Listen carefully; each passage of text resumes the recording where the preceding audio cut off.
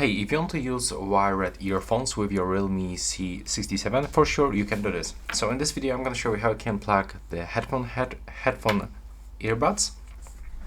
So when you grab your phone, you can find headphone jack next to the USB-C port and you can plug it just right here.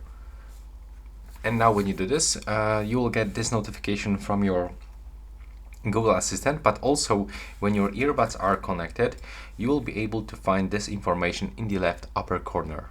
So that's the headphones icon.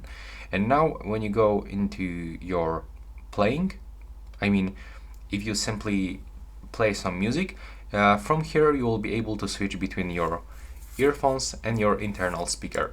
And also on this device you can input the USB-C earphones by going into the USB-C port.